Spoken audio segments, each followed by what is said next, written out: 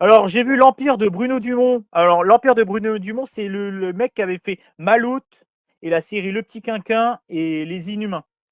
Est-ce que ça te dit quelque chose, le cinéma de Bruno Dumont? Non, pas du Je tout. l'ai vu aussi. Bah, Chouzou et Big Man. On Ah, parle à vous deux. non. Non, ça vous dit rien? Alors, je vais vous raconter l'histoire. Je l'ai vu au cinéma avant-hier.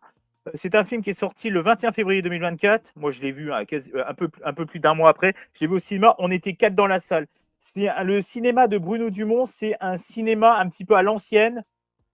Mais c'est complètement, à chaque fois, il a un univers complètement loufoque. Il a même les acteurs de Bernard Pruvaud et Philippe Jo de Groland, les deux personnages. Vous connaissez la série Groland?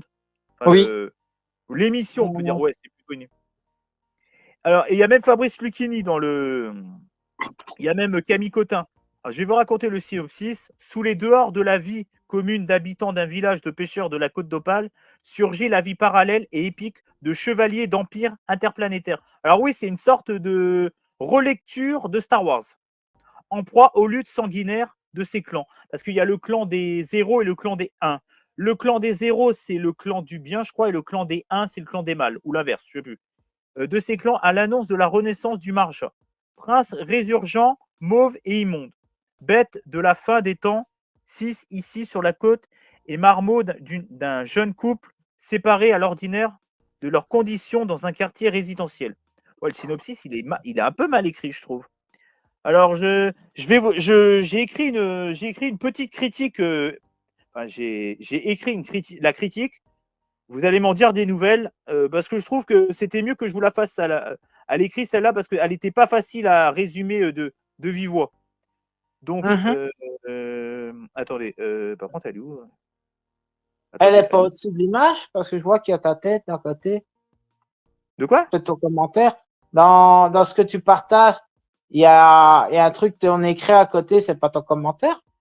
Si, mais il est un peu plus gros. J'ai fait une version un peu plus longue. Alors, par contre, je sais plus. Ah, ok. Mais il est où ce con là? Ah merde! Ah merde, non, pardon, non, l'Empire, j'ai pas fait de critique, hein. J'ai pas écrit en fait, c'était les autres. Enfin bref. L'Empire, l'Empire, en fait, c'est une relecture très métaphysique de Star Wars. En fait, c'est un Star Wars qui se déroule, c'est très terre à terre, ça se déroule sur nos propres terres. Donc c'est un côté beaucoup plus palpable que les Star Wars qu'on a pu voir avec Disney ou avec, c'est quoi les premiers? C'est Lucasfilm, c'est ça, hein, les premiers Star Wars. Oui, on fait Et en George fait, Lucas.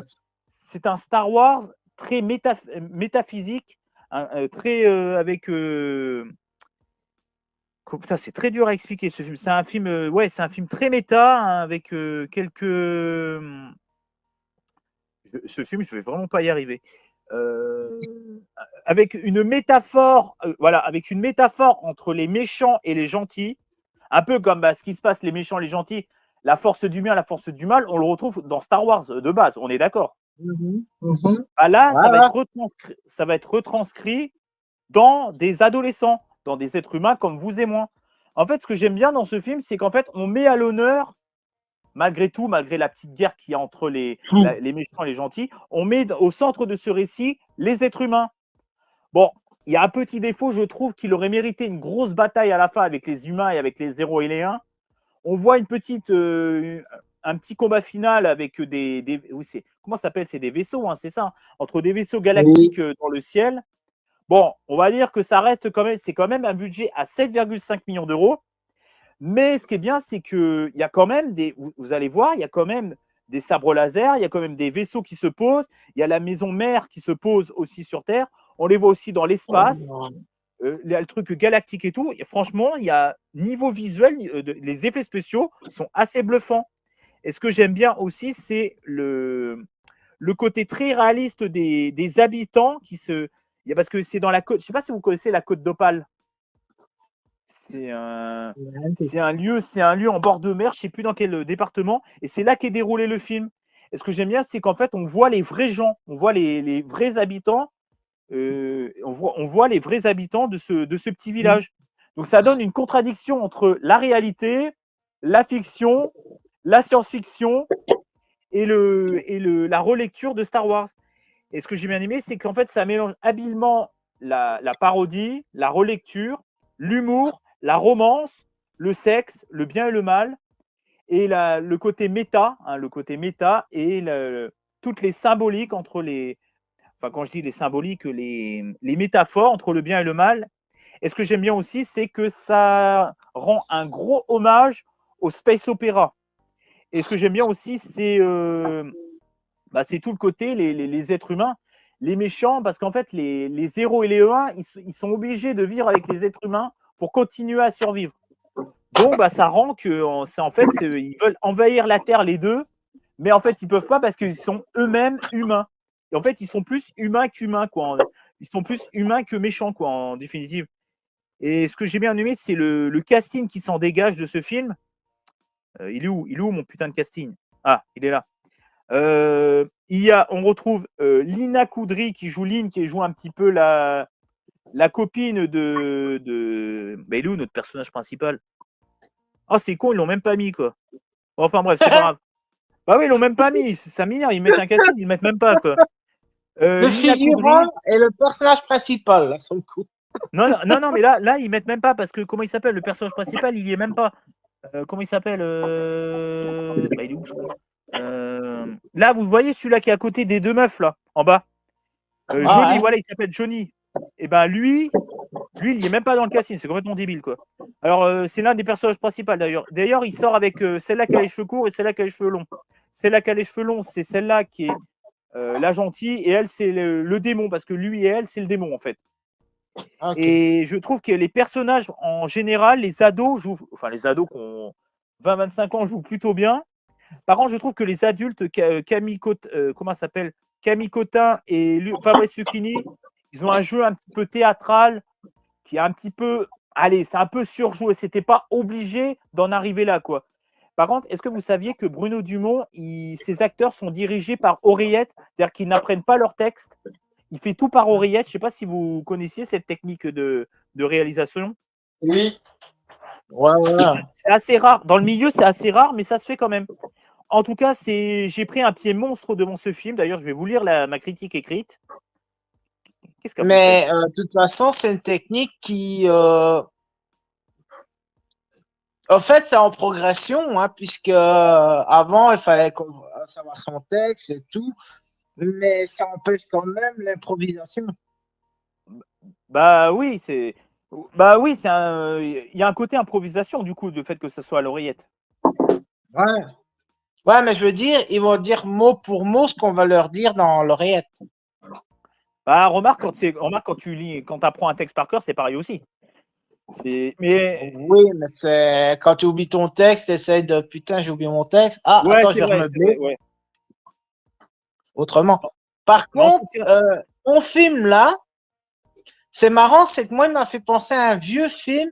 Je ne saurais plus dire le nom parce que je ne suis pas sûr. Je me demande, c'est pas Torque. Attention, parce que je ne suis pas tellement sûr du nom. Et au fait, c'est justement à peu près le même genre, mélange de Star Wars et des maîtres de l'univers. Mais c'est vraiment bien. Ça veut dire, en fait, c'est très prenant. Parce qu'en fait, c'est bien. En fait, on a l'impression que c'est pas bien rythmé, mais quand tu regardes la bande-annonce, tu te dis, ouais, j'ai peur. C'est super bien rythmé. Tu te prends vraiment à cette histoire très terre à terre de Star Wars. C'est méta. Moi, franchement, j'ai kiffé. Au début, je me suis dit, oh, ça va être long, ça va être. Bah non, pas du tout. À la fin du film, ça dure. En fait, je crois que ça durait 1h25, mais en fait, ça dure 1h50. Et non, franchement, j'ai trouvé ce film extraordinaire. En fait, par contre, je trouve que... Christophe. Comment? Christophe, si vous étiez en fait que 5 dans la salle, donc pose-toi en fait, donc Non, mais en fait, Chouzou, ça n'a rien à voir le nombre de spectateurs dans une salle. Tu peux avoir une salle blindée de monde et que ça soit un film en définitive, ça soit un film de merde. Bah, tu prends par exemple, même si j'aime bien, attention, tu prends les tuches qui remplissent des salles, c'est pas les films les plus intelligents qui ramènent du public, quoi. C'est pas les films les plus intelligents qui ramènent du public, quoi. Hein. Ça serait sinon. Et ça peut être... je veux dire.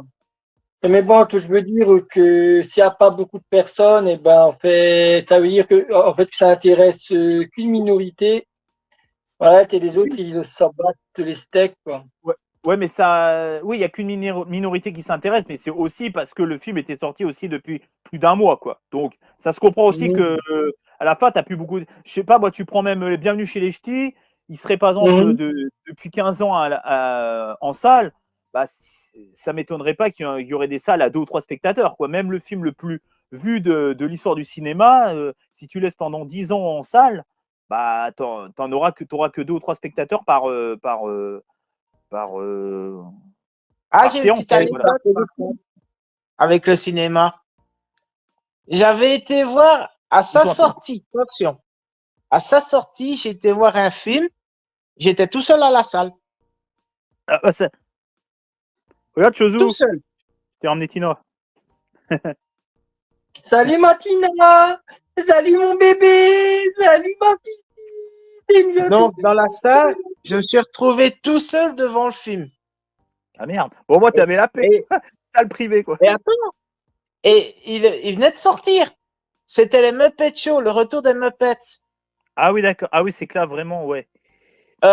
J'étais tout seul dans la salle.